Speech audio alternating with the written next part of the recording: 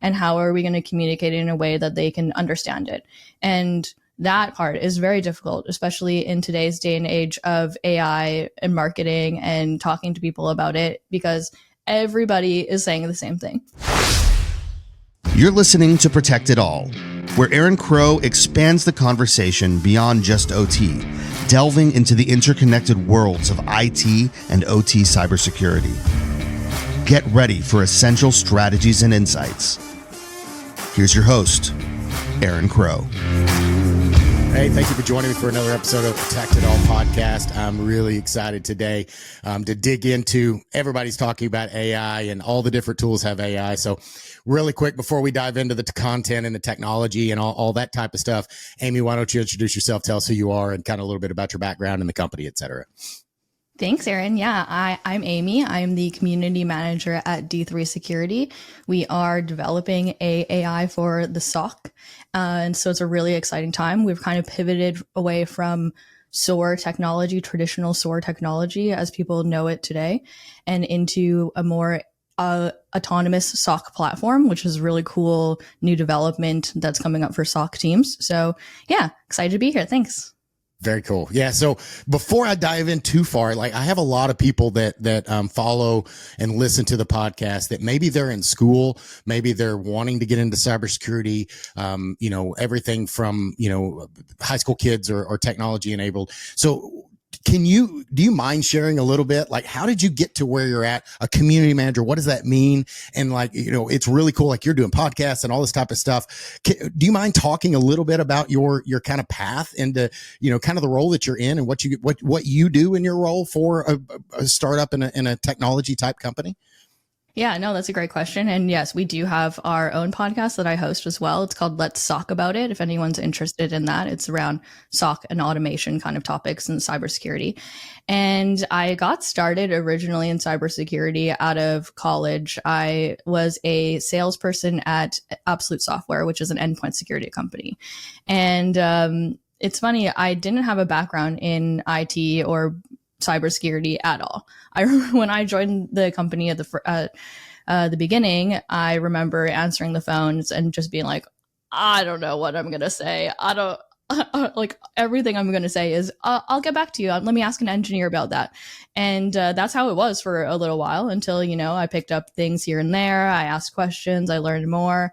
And now I have a more robust understanding of the cybersecurity landscape. And that's kind of where I sit today in the more businessy side of the house, helping and supporting engineers. And so having to talk to them a lot and ask a lot of questions helps me to understand what their problems were and what we are actually trying to solve. And that was my way into cybersecurity.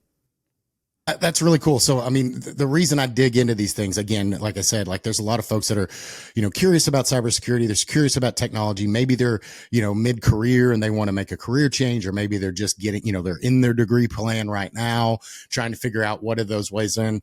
And I talk to a lot of people and there's just so many ways. So my path is a little different as well. There's just a lot of different ways, whether it's from the sales side, from the technology side. The point is you don't have to be a rigid programmer or hacker or network security person. There's a lot of things in cybersecurity that we do and need, whether it's from the marketing side, from the sales side, from getting the message out there, right? And front end customer facing, back office. There's just a lot of avenues in the space. So, when you think about a big company and you look at a Palo Alto or any of these big, huge companies, they all have marketing teams. They've got salespeople, they've got front end people, they've got back end, they've got engineers, they've got programmers, they've got, UI, UX type people. Like they've got people working in AI models. Like there's just all of these different things that you can do. Cybersecurity is this big lens that we put on it. But it works in all businesses, and it takes a lot of people and a lot of different skill sets to be successful, especially at a startup and a vendor and a VAR, somebody that's providing a service or a software or a platform. There's a lot of things that go into that to making sure that the product just works. It's easy to install or run it in your thing, but there's a lot of things in the background that works to make all that stuff happen. For sure. And I think a lot of people who are not in the weeds of the tech and the engineering department often feel this sense of imposter syndrome of like, do I even deserve to be here? Am I even in cybersecurity? But the answer is yes, we are all here and we're all supporting the function in some way or another. And I like to say that what my job is mostly is kind of like nerd translation of, you need somebody to do that, right? Like if you're talking to engineers, sometimes they get so deep into it that normal people, quote unquote, don't understand what they're talking about. They're like, what was that acronym you use? What even are you saying? What does that mean? And so that you need somebody who is going to be able to kind of sit in between to understand the technical side of the house, but also to be able to translate into language that everyone can understand, whether they're a student, whether they're a CISO, or everybody in between, right? Yeah. Absolutely. So along with that, the fact that you guys are doing this AI and automating a SOC thing, like there's probably a lot of that translation that's needed because obviously this is emerging technology. This is new kind of bleeding edge of, people haven't done this. Like the traditional way is I have a SOC analyst that's manually looking through logs. Yeah, I've got some tools that can help me, filter and go through those things, but it's all a person, a butt in a seat, excuse my language. But there's a person that's sitting in a seat and looking at those logs and making an action. And you guys are kind of flipping that on its head by actually automating some or all of that, depending on, the customer. I know that you can do, certain pieces, you can do more or less, depending on what you're comfortable with and all that kind of stuff. So how are those conversations? How are you pitching this to people that are, maybe they're just dipping their toe into AI or they're wanting to get comfortable with this, but maybe they're anxious about it or they're not sure? Like, how do those conversations happen?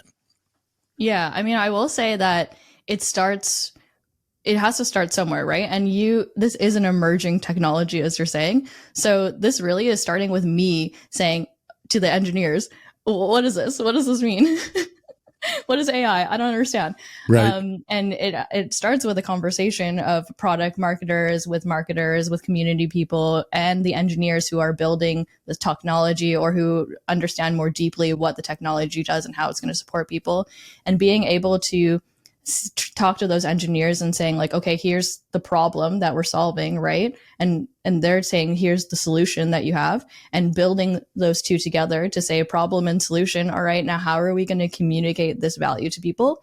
And how are we going to communicate it in a way that they can understand it? And that part is very difficult, especially in today's day and age of AI and marketing and talking to people about it, because everybody is saying the same thing. When you walk around a cybersecurity conference, like we're coming up on RSA, I'm sure that when we walk around RSA and you look at all of the booths, it doesn't matter if they're a detection company, it doesn't matter if they're SOC company, it doesn't matter if they're SIEM, if they're XDR, whatever they're doing, they're all going to say like streamlining your workflows. Mm-hmm. Whatever the AI terminology is, everybody's saying the same thing. And so it is kind of up to the customer as well to take that information and, decode the marketing speak a little bit, ask the right questions and say like, okay, what really is behind the streamlining your workflow speak, and what actually is this AI doing and how is it going to be benefiting my company? That's in part the job of the community team to go out and deliver that message in the right way so that people do understand that value of what you're actually bringing to the table, rather than just like high level, I'm saving you time and resources. What does that actually mean? Because everybody's saying the same thing. So yeah, I took engineering was my background, and I took engineering classes and math classes and probability and statistics, and it's amazing what you can take and make numbers look however you want. Meaning I can say, oh, we saved, this much money or this much process or this much time or whatever, but you have to really understand the metrics that they're using, because they could cut out a lot of things and say, hey, we'll save you 25%. Yeah, on this one task that only takes me 5 seconds and the rest of the tasks don't help me, right? So that's the biggest question I see as a previous asset owner, as an end user of products like this, is what's the real truth, and what am I going to save? What's the value proposition, like you mentioned a second ago, of enabling AI in these things? And one of the things I love about y'all's product, and just products like what we're talking about here, not to dive too far in the weeds, but a lot of the products, to your point, we go to RSA, we go to Black Hat, we go to any of these places, every product's going to say, we've got AI. Okay, great. Perfect. But each of those things are in their fenced area, right? What I like about other products at a bigger level is I have to have multiple tools. If I'm doing an enterprise environment, I'm going to have tools from multiple vendors doing different functions from, Active Directory and you name it, right? And we really need the ability to bring data into all of these places and plug in, right? So, and that's what you guys do, right? Is you are able to plug into, the different tools that are in there to grab data out and kind of automate some of those things. So how are you pitching that and explaining that value proposition again? Because this is so new. So people are, to your point, a little leery of, okay, yeah, sure. Everybody says that. How are you guys different, right? Yeah. The funny thing is, in the SOC automation space, in SOAR and platforms, it's not like the things that we're saying today aren't things that have been already said. So we are saying we're going to save you a lot of time. We're going to save you a lot of resources. You're going to be able to cut down on the amount of SOC analysts that you have, because those SOC analysts are saving so much time that you don't need 25 SOC analysts. You're going to need 20. And so this kind of message is something that's been said a million times before, right? And so what is different about the AI technology that does make this more true today than it was before is that a lot of the heavy lifting that traditional SOAR platforms, it wore them down, right? And it made the process laborious, difficult, time consuming to set up that automation, to have somebody who's like a master Python coder in there to like do everything. And then that guy leaves, and then what are you going to do? So it takes a lot of time and resources to set up this automation, right? And where AI comes into play is a lot of that manual effort to create the playbooks, to do the manual triage, just to gather the information at the start is already done for you. And instead of, having to build out a attack timeline of all of the things that an analyst needs in order to analyze a particular incident, they need to be able to go into their CrowdStrike platform. They need to go into their Fortinet. They need to go into their Microsoft tenant and all of the different security platforms and tools that they have so that they can get that information, right? And that's taking them hours per incident, or just hours in their day that they're spending analyzing particular incidents, especially at a level 1 level where they're trying to go through as many as possible. Your team doesn't have enough time to manually pull in all of the information. And so the AI agents and AI platforms now are being able to pull all that information for you so that the analysts can still do their job of analyzing the alert, but it's just that the manual effort of putting together all of the things that they need to put together is done for them. And that is the revolutionary part of where we're actually going to be saving time and money. And instead of having all of the engineers invest all of that time and effort into building the automation, maintaining the automation, all of that building and maintaining is done for you, which is amazing. Well, it's something similar. And again, to your point, like this is not new. Like we've been doing this type of thing for a long time in a lot of different processes. And, coming from, ERP systems, name like Maximo. And I was with a company, we were actually transitioning from a mainframe system to, Maximo and an ERP system for workflow, work management, that kind of thing. And we were really intentional when we did it because we wanted to make sure it was kind of off the shelf and not custom, because we'd done it before in another, business where it was completely custom. And to your point, it worked really well, but the people that designed all of those custom automations were no longer there anymore, which means you couldn't change anything. So every time anything changed, you have to update that automation to match, and otherwise you break it, right? It's just like anything. If I add a new device or I change my configuration, then all those previous automations that were working so great, they just fall on their face until you fix them, which is what I love about the AI that really brings to things. If it's used well, that's where you can do so many savings. So you add a new tool, you can point the AI at it. So you're not having to custom code all of that type of stuff. Obviously, there's going to be some things that you have to bring in, I'm sure, but you're able to do a lot of those things a lot faster and quicker. And that's where where I really see the huge lift that AI has the opportunity to provide if used in the right way to really speed up and enhance your level 1 people, where you don't need a level 3 engineer. You can have a level 1 person be able to make those connections and get a lot further down the road by themselves even. Yeah, I mean, to your point about the customization of the workflows, I think that is where we have the problem. Sure. And in that, when people are using legacy SOAR platforms, they were sold this idea of like being able to have this automation out of the box and that it's great and that it's going to work for you. But the reality is that people have different tech stacks. They have like a widely different mix. So one person's out of the box automation is not going to work for another person. And so those custom workflows were required. And so you needed to have those people. Then we build into this other area where we now have low code automation platforms, right? Where we don't need that heavy lifting from the Python coding. We have these low code automation platforms that are going to do all that for you without the actual coding part. But it still requires you to piece together all of the bits in information and all of the steps that are required in order to build that workflow. And it also requires you to have a person who deeply understands all of the API calls within a particular platform and how that is going to interact with whatever SOAR platform or a SOC platform that you're using. And, you know, even within CrowdStrike alone, there's like 300 API calls. So there's like thousands of calls that you can make. And so an AI agent or an AI platform is going to be able to say like, actually, I know all of these calls already. And what you're describing to me of what you're looking for, this is the best API call to do that for. And the engineer might be like, oh, wow, didn't know that was a thing, you know?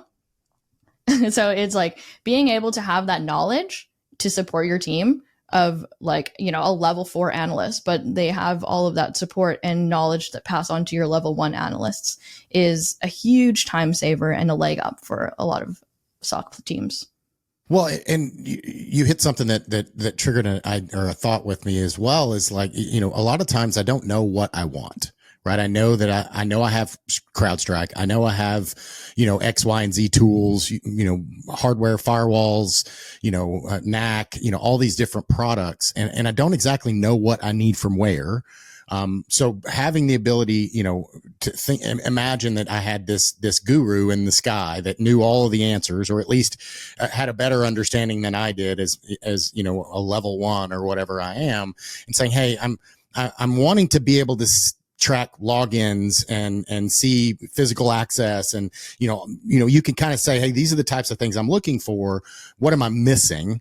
And be able to pull all that stuff together and know where to go. Cause again, to your point, there's 300 something, you know, API calls just for CrowdStrike. And that's one tool. Not to mention all the amount of data that's in a tool like that. And then you start layering on top of that, you know, your network switches and your Fortinet firewalls and, you know, all that type of stuff. You've got literally millions of potential things that you can layer on top of each other. And it can be really overwhelming. And you may miss things because you don't you don't know what you're looking for. You don't know where to pull it from, who has the right source of information. Like that's huge in amount of how much time and beyond just time. Even if I'm a guru and I know how to do it, am I going to be able to pull everything together just because of lack of testing and all the different things? Like how difficult is it going to be for me to pull all the potential opportunities manually by me doing it by myself, right? That's the thing. It takes time. And, you know, to your point earlier of how people learn, I think the AI agents and the AI tools are going to be a huge asset to junior analysts, because junior analysts are always going to exist. They're not going to go away just because we have AI agents. People have to start somewhere. And so being able to understand the workflow that's being built and say, okay, the AI agent decided to pull in this API call. It said this, it went through these stages, this first. Then you understand, okay, this is how I build a workflow, right? And you get that better training and education as if you were learning from a level 4 agent. But you've got that at your fingertips and you can query it however you want to. Wow, that's interesting. So what about like use cases. So obviously it's one thing to learn and say, I've got X, Y, and Z, but are you able to pull in some kind of best practice use cases and say, hey, usually people, when they've got a firewall, they've got Palo or Fortinet or whatever, they've got Splunk or whatever the things are, the tool sets or in their ecosystem. Do you guys have the opportunity or ability to pull in like I said, like a use case and says, hey, these are some things that you haven't done yet that you may want to look at and test out because these are the value props that we have by running these use cases? Yeah, at D3, we're leveraging the MITRE ATT&CK framework. So everything that is in the attack framework on the best practices that are required in order to respond and detect incidents, that's where that information is coming from. So Morpheus, our AI platform, is being trained on Matrix, the attack matrix. Very cool. Yeah, that's awesome. So that's easy to standardize. It's easy to go across platforms. It's easier to go across business entities. Again, even, a lot of the work that I do, people have heard of IT and OT, right? I may have an OT SOC that's different than my IT SOC. Man, maybe it's physically in the same general location, but I may do different processes. I may have different run books. I may have different SOPs and things like that. So the ability to differentiate those two things, again, but tying it all back to a framework, they can say, yes, I'm doing it differently over here, but I'm still checking the box for doing these things on both sides of that equation. That's super awesome for, standardization, for repeatability, for metrics and tracking and all that kind of stuff. And obviously we keep going back to how much time and effort can this save us. The more of those types of environments or setups that you have, you just exponentially save yourself time and resource problems. Yeah, for sure. And, these things are always adapting and changing depending on what kind of emerging threats are happening in the market. So also being able to keep up with that and to leverage new threat intel and information while you're still building out your playbooks is amazing. And I think a lot of SOC teams maybe fall into this trap of they build one phishing playbook one time and they seldomly maintain that or update it. Whereas with the AI, everything is going to be updated for you. You can spin up a new playbook on the fly. You could spin up a new playbook for every single alert that you have. You don't even have to use the same one. So it's the possibilities are endless. So walk through a stereotypical off the shelf, completely, anonymized, I'm a new customer, I'm brought in. Like, what does that look like as far as, obviously I have some run books now. Am I importing those? Am I starting from scratch? Like, what do you guys recommend on that type of thing? Yeah, we have a lot of customers who are coming in from, legacy SOAR platforms that are just not doing the job anymore. So a big majority of our customers from last year actually came from legacy SOAR platforms because there's a huge wave of people just saying enough is enough with that. And so we have an onboarding program for our SOC teams where they can easily migrate from one platform to another, and being able to have those workflows either ported over or redoing them with the Morpheus AI instance, and with the help of our engineers is how they do that. But it's a seamless process, and it's really easy for them to port over into the next portal. And then when it comes to building new instances out or in new playbooks and adding in new customers, maybe if you're an MSSP, that process is also super easy. As soon as you start ingesting alerts into the D3 platform, they're going to be able to be triaged autonomously, and you're going to get that list of incidents that are filtered down by all of the false positives that you're getting through our filtering system. And so you're getting less false positives and more actionable incidences that you need to work on. And then Morpheus is also going to be able to take those incidences and do all of those things that I talked about, like generating the case summary, getting the chronological attack timeline, all of the manual triaging efforts that a level 1 analyst would typically need to do. All of those things are done for you so that when you start working on an incident, you're just like, okay, here's everything that I need to know. So how long does it take? And I know, again, this is relative, so I'm not looking for, it's going to take exactly 5 hours. No, but like if I'm a decent, mid-sized company and we transition over, like how quickly is it able to start learning and really understand, enough to build out those run books? I assume it's pretty quick, but, obviously it also obviously depends on the number of tools and the amount of data. I get all that, but just, what is a rough order of magnitude of learning period versus, I'm production and running and ready to go? Yeah, you can get it set up soon, like very, very quickly. I would say that the majority of the setup process comes in from setting up the integrations itself. Okay. And then, but the actual creating of the playbooks using Morpheus, all of these things, as soon as the integration is set up, Morpheus can run all of these things in seconds. The playbook creation process is seconds. Right.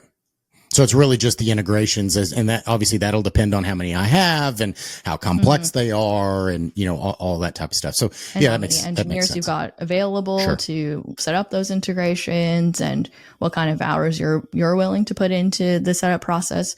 But yeah, it is mostly the integration setup piece that is the more laborious part, I would say, at this point. Whereas in traditional SOC platforms, you would go through that process of setting up your integrations, and then you would also have to spend all of your time building and maintaining your playbooks. Right. So how much of this is, so you talk about automatically building those run books. Can you walk through a little bit about what that means? Because some people may not have an understanding around, what a playbook is, but when you talk about that, it can automatically create those. You talked about all the way down to a specific alert. I can create a new run book. What does that look like? Yeah. So the playbook itself is just a collection of stages that are using different API calls to say, okay, now I want you to go gather this information from CrowdStrike. Now go gather this information from Fortinet or all of your different platforms. Or it can be either information gathering or action taking, right? And so for a phishing attempt, for example, you get an alert that says there's a phishing attempt. The AI platform is going to be searching across all of your tech stack to say, like, okay, where does this phishing attack show up? Did they, go across my network? Did they infiltrate a lot of different users? Is it just this one user? Like where is this attack being spread? So first of all, it can do that. Secondly, it can also do actions that you want to take. So, this is a phishing attack. It is a real phishing attack. I want to be able to isolate my device on the network. I want to be able to change the password. I want to, do some more querying into what's actually going on with this device. And you can do all of that through the SOAR platform and through the ASOC platform. So instead of needing to, manually go through and say, like, okay, gather all of this information, first of all, from all your different platforms. And second of all, be like, okay, now that I'm ready to isolate my device on the network, I've got to go through all of these different steps through all these different platforms in order to make that happen in the right way. And instead of having to do that and code switch a lot of the time, you're able to do that through API calls. And so you're running one playbook that just, and I mean, at this point with Morpheus, you just say, okay, here's the alert, the incident that I have, and I want to spin up a remediation playbook on this particular incident. It's going to go through your tech stack and your integrations and connect with whatever it deems is the right, response pattern for that particular incident based off of your tech stack information, based off the MITRE attack framework, and best practices, and whatever else you've already set up as, rules and whatnot. And then it's going to go out and build that playbook for you. And you can just say, okay, yeah, run that playbook, and it'll do that for you. Now, the cool part about this automation is that it can be fully autonomous or it can be partially autonomous. So if it's fully autonomous, all that's going to run by itself, right? Like you don't need to do anything. It's like it's shutting down your network for certain devices. Like if it's isolating the device from your network by itself is what I mean. So it can do that for you if you've decided to let it run in a full autonomous mode and have it do all of the detection all the way down to the remediation for you. However, there is partial automation rules in there to say, run your workflow all the way up into this point, and then you're going to need me to say yes or no. And then run it all the way to this point. And then if I say no, then you're stopped. Or if I say yes, you keep going, right? So you can have as much or as little human interjection into this process as you want to. But we are seeing, which is cool, some SOC teams who are now completely automating level 1. So they've gotten rid of their level 1 team entirely and either moving them up to level 2 or getting rid of them. And now they're running all of that triage fully automated without the intervention of level 1 analysts. It's just if it gets escalated, it's automatically going to level 2. Right. And then I assume because of that, being able to put, a person in a process or in a step, I could also, if I'm a level 1 person and I'm only authorized to do a certain thing, if I had to get approval from somebody else, I can add that approval level in there too. Like I don't have the authority to kick out the CEO's device. I have to go to the, level 2 or level 3 person to get that approval, and it would get routed to them and come back, I assume, right? Yeah, exactly. Yeah, you've got different permission sets to have those controls at different levels for sure. That's essential. And, it doesn't matter if you are a MSSP or maybe a big enterprise, both work in the same way. Right. Yeah, that's awesome. So depending on your comfort level, you can start out by doing it all manual, where before it takes any action, I want to approve every single step. And then as I start getting more and more comfortable, maybe I'm able to transition and say, yeah, I want to take out that human approval. I want to let it go to step 3 or 10 or 15 or whatever that is. And as you start getting more comfortable, you can start opening the gates of the things that you're comfortable with allowing it to do, and still keeping a person in a role wherever you see those transitions. And again, that's also really cool because again, in OT, I'm going to do things differently than I would in IT. OT, I'm probably not going to automate any actual response or mitigations. I would be fine with mitigating the investigation side of things. But when it comes to kicking out, a device, I'm probably not going to do that automatically. At least not today. Maybe if I have a lot better understanding of the process in the future. But that gives you a lot of flexibility. And, with people not understanding and a lot of the times the resistance that I see in rolling out any technology is usually just because of I don't understand or I'm scared that it's going to break. It's going to, do something I don't want it to do. And then how do we get control back? How do we respond or get it back to the place that it was, recover? So this allows that ability to, put that person or that process and stop a process before it's approved, escalate things, all that kind of stuff. That's really interesting. And a lot, it really opens the door for, scaling this exponentially as you get more and more comfortable and have more capabilities. No, you're exactly right. And it's the more and more comfortable bit, I think, is the key here. Because exactly what you're saying, we aren't seeing people in today's market, not really, who are just being like, yeah, let's fully automate all the way from detection to remediation. Like, let's go all in. Yep. I don't need to test it. We're good. We're not seeing that today. And quite frankly, that would be alarming, maybe, if somebody was going to come in and just fully automate from the get-go, no testing, no process, because this is such a new thing, right? So people need time to have their automation be built up little by little. They need time to incorporate AI little by little. And, one day you're having AI do a particular task in your SOC. The next day, maybe you're fully automated. Who knows? We don't know what the future is like, but where we're at today is, we are seeing a lot of level 1 SOC analyst type roles being automated and kind of taken over by AI, or a lot of their tasks at least are being taken by AI. And that just helps to reduce the human risk as well, when it comes to triage and escalation, and kind of helping to save people, that time from investigating alerts that are not real incidences. And then also, just having that AI piece being built little by little until you reach a more fully autonomous state, I think is probably going to be the key here, because of what I was saying before, a lot of companies, they don't trust SOC platforms and tooling because we've been saying the same thing for years. And so the trust that they have in these companies who are saying, yes, we have AI, and because so many companies are saying, yes, we have AI, the AI fatigue is a real thing.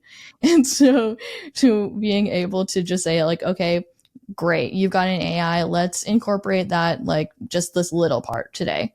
Let's incorporate a little bit more tomorrow. And then we'll just see where we're at 6 months from now. Yeah. I can even see this. It's not the primary use case, but I can see this as a great training tool, because I can almost see it as like your choose your own adventure.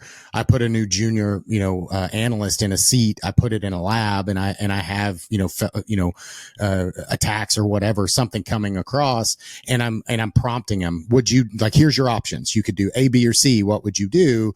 And then let it take that action. And then respond back. Okay, well, this was the outcome of that. And, so it's a great way that you can, whether it's in a training perspective, or even if I'm not automatically autonomously, doing this, just having the AI be able to say, hey, this is where we're at. I think we should do this based on the run book or the previous stuff that we've done. I think you should, kick that device off the network, and, whatever those steps are, just having it help you do that. Cause again, everybody's going to be at a different competency level and different levels of network architecture or whatever the thing that's coming across.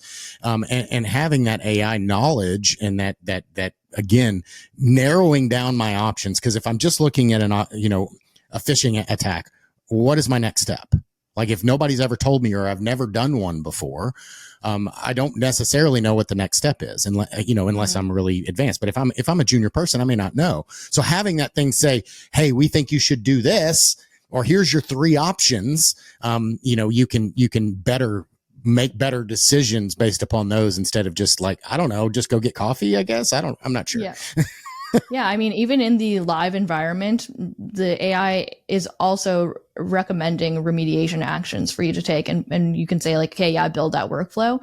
But even in the production environment, if a junior analyst were to come in and say, not even for the active investigations and alerts, like let's look at our historical data and say, okay, this is a playbook that Morpheus created or the AI created, right? And you can go in there and still query that and say like, what happened? You can look at the case summary, which is going to be inevitably more robust than a human would make it. Yeah. And you can also query that data to ask it questions, and to understand that process, to be able to say, okay, if this is what it did in this instance, then this is what I'm going to do next time. Right. Well, and so you hit on something there too. I don't think we've really triggered on or talked much about is that documentation and evidence side of things. So as it's doing all of this, it's creating copious notes and keeping track of everything. And there's evidence and all the reports. It's automatically creating all of those things. So beyond just the technical ability to, change a firewall rule or, disable a port or, whatever those actions may be, it's also documenting the heck. And I know, again, I've been doing this a long time. In the heat of battle, like it's really easy to forget, oh yeah, I also did this other thing over there. I disabled RDP or I turned on SSH or whatever the things that I did. I can forget those very easily. Now, obviously, if I'm logging all of my thing, I can search through those things, but I don't always, if I'm going to write up the report, I may forget a step or two in the way. Whereas an AI, even if it's prompting you along the way to you're making the decision of what it's doing, it's still documenting that entire thing.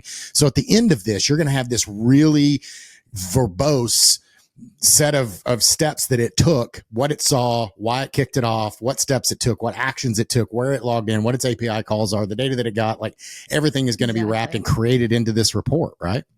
Exactly. And yeah, you don't need that manual human piece where the the person has to remember to put those notes in the ticket, that's gone. And what I think is cool about this too is like, let's say you have an incident and then you have to go back a few months later and say like, okay, what happened in this incident? Let's pull this apart.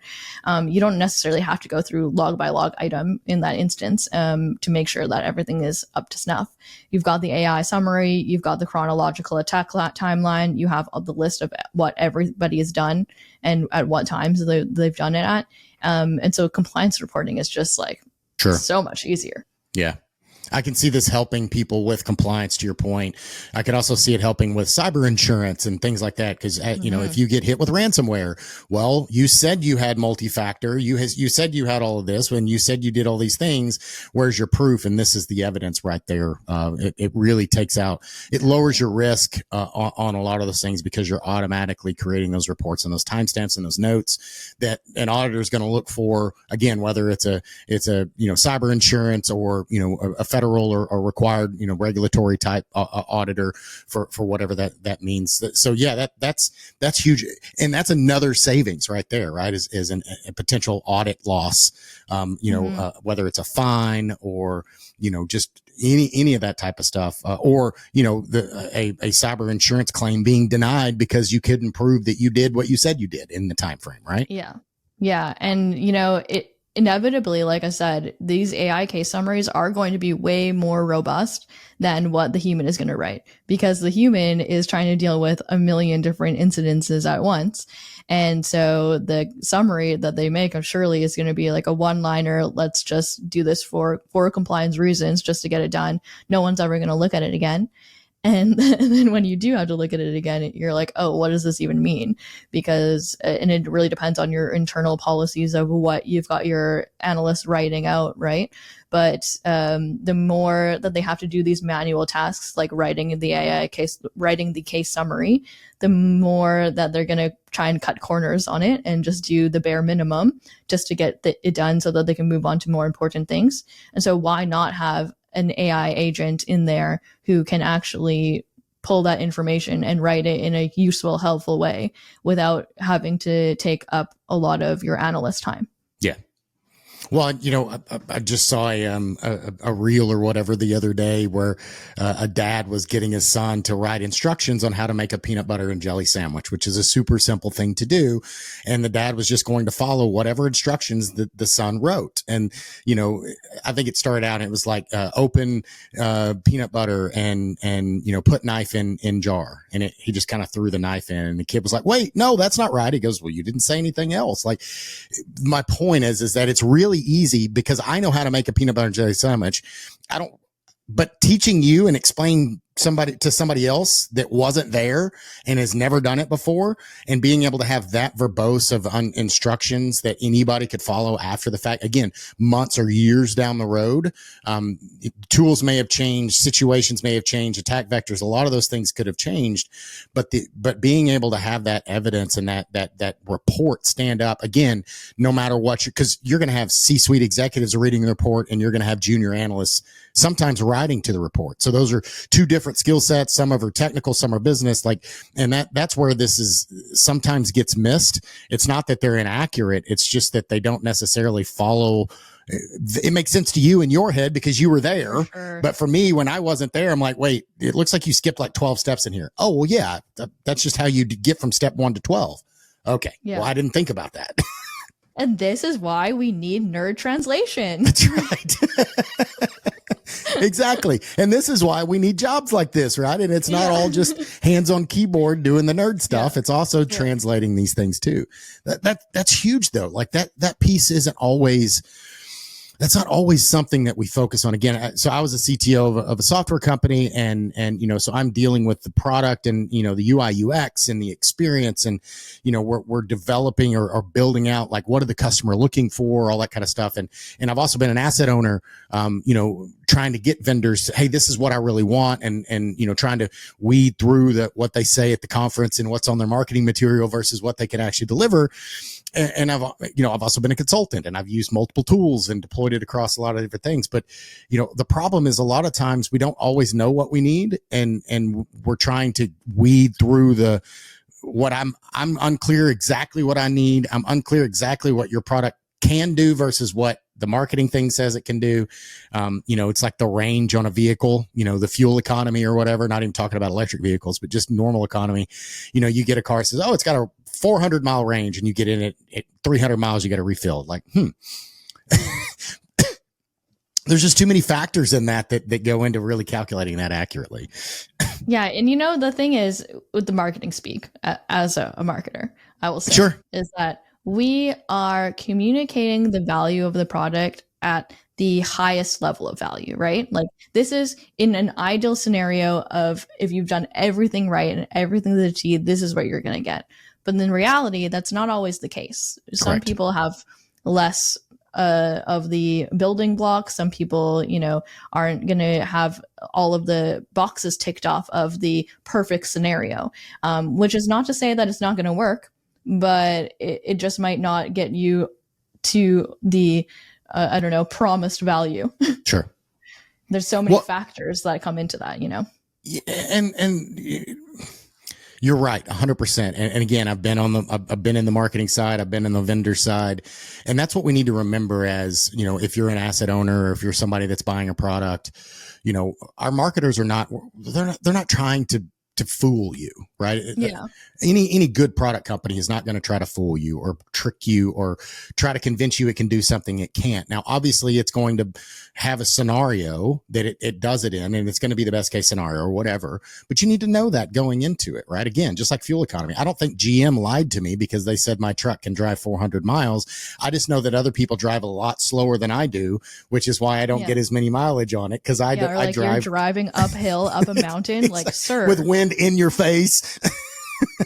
Pulling a trailer, like all the things are not the same scenario. Why didn't they get me to 400? Like, exactly. I don't know. You can do it, but this is how it has to happen. Like, you got to drive 30 miles an hour downhill with wind behind your back, Exactly. Yeah. In like the perfect scenario, exactly. How are you going to maximize your kilometers? This is it. Exactly. For But, perfect in fuel. reality, it's not always that. All the stars align. Yeah. But that's why it's up to you as the customer to do your due diligence to sort through the weeds of the AI marketing speak, as exhausting as it is with AI fatigue and everything. But you've got to do your due diligence of sorting through that information to say, okay, what does this technology actually do? And what is it actually going to help me accomplish? So what is one of the more exciting things that you've seen people, like either yourself, whether it's at a use case or a customer that you've seen, again, not asking for specifics on customer specifically itself, but what are some of the cooler things that you've seen coming out of this that's really exciting? Yeah, I mean, to me, it's the fully automating level 1. Like, I think that that's such an interesting piece of AI in SOC today. And it's completely transforming a person's role. Like, this is somebody's full-time job, and it has been for a long time. And with the power of AI in the SOC, it's completely transforming how these people are doing their jobs. They are spending less time on this manual triage, so they have all this free time filled up. So what the job description and job role of the level 1 SOC analyst will look like in the future, I think is really interesting and exciting, because it is morphing so rapidly. And we have these companies, big companies, who are getting rid of their whole level 1 SOC analyst team. And so what does the junior analyst position look like? I think is like a big question that AI is completely morphing and changing. That's really exciting for the future. Yeah, and I think that's, AI is really going to make a change across a lot of different verticals. Cybersecurity is no different. To your point, the junior level folks are the ones that are going to be the most hit. That doesn't mean that there aren't positions for those folks. It may just look different. To your point, like what you're doing, right? We need that nerd translation. We need marketing. Like, there's a lot of things that we need that, again, AI is going to help with our marketing stuff. That doesn't mean that I just put everything into Chat GPT or whatever my AI is and expect that it's going to come out exactly how I want. That's not reality. So it just means that, if you're new, if you're getting into this space, think about those things. Cause 5 years, heck, probably end of the year, things are going to look vastly different than they do today. So think about that. Like, if you're in a degree plan, think about, adding other things other than just technical. Not saying that technical is not important, but having that business acumen on the side, understanding marketing, understanding the business side, understanding sales will only make you a more valuable person in the organization. And when I'm hiring people or companies are looking to hire people, they want people with multiple skill sets. Like, yes, Amy can do a podcast, but she can also talk nerd speak, and she can also do marketing stuff, and she can also, what else can we do? That's where it's going to help us to differentiate ourselves as we're looking for a new job, we're building a new product, we're having a conversation with the client. They want to understand, and we need to be able to relate to them. Coming from a technical background, I know I started out and all I cared about was the technology. And I transitioned at some point into realizing the business side and the people side was really important. And as I did that, my career exponentially grew faster because I had those other skill sets to be available as well. For sure. Yeah, my other advice to young people entering cybersecurity would be also, though, to learn the AI and to learn what is being offered and how that's working. If you can get your hands on some kind of license with a AI tool, that would be amazing, because it's. I heard somebody say recently that I really liked, and it is that if you are not learning and working with AI, there's two types of people. There's two types of people. The type of people who are learning and working with the AI, and the type of people who are unemployed. So, so if you want a job, you're going to need to get on this train. It's so true. I mean, it's the next revolution. I really do believe it. It's electricity. It's the car. It's the manufacturing line. It's the revolutionary thing that's going to make a difference, and it's going to impact absolutely every job. So it doesn't matter if you're in technology, cybersecurity, business, sales, marketing, real estate. I have my real estate license. Like, real estate is not going to look the same in a year than it does today. Right. Your real estate hasn't changed in decades. And it's on the cusp of changing. And I'm not picking on real estate specifically.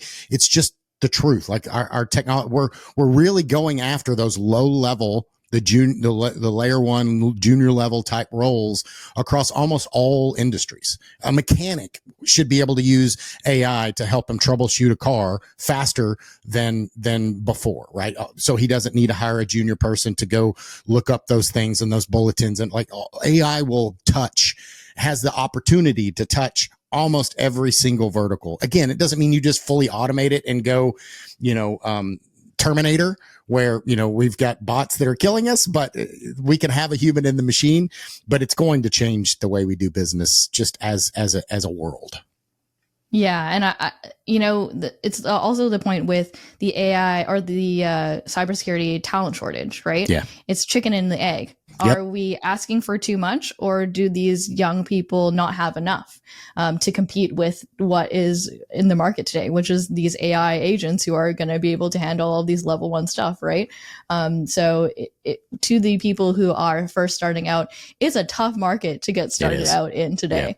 Yeah. And you really need to level up your skills beyond what traditional cybersecurity courses are teaching you. You need more than what's being offered to be competitive and to get a job in today's market, unfortunately.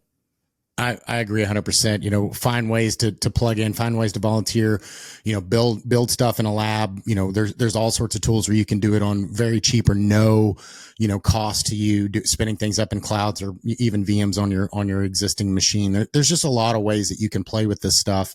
And the more of these things that you have and the abilities that you do, it's easier to plug in. Again, if you have a little bit of this and a little bit of that and a little bit of that, like, that's how a recipe's made, right? Your cookie has sugar and flour and chocolate chips and all the different things in it.